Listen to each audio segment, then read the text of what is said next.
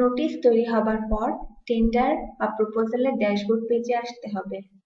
User notice view বা edit করতে চাইলে এডিট অথবা ভিউ লিঙ্কে ক্লিক করবে। নোটিশ প্রিন্ট করার প্রয়োজন হলে ভিউ লিঙ্কে ক্লিক করতে হবে, এরপর নতুন উইন্ডো আসবে। নিম্নে প্রিন্ট বাটন আসবে, প্রিন্টে ক্লিক করলে নোটিশটি প্রিন্ট হবে।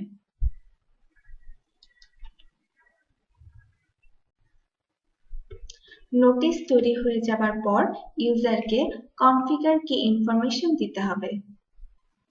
ক্রিয়েট লিঙ্কে ক্লিক করলে কনফিগার কি ইনফরমেশন দেওয়া যাবে।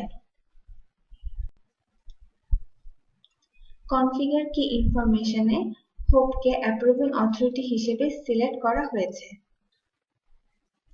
এরপর এসটিডি সিলেক্ট করতে হবে ড্রপডাউন থেকে।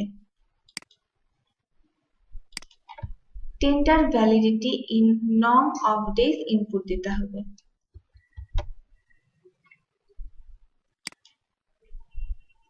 সব তথ্য সঠিকভাবে দেওয়া হলে সাবমিট বাটনে ক্লিক করতে হবে।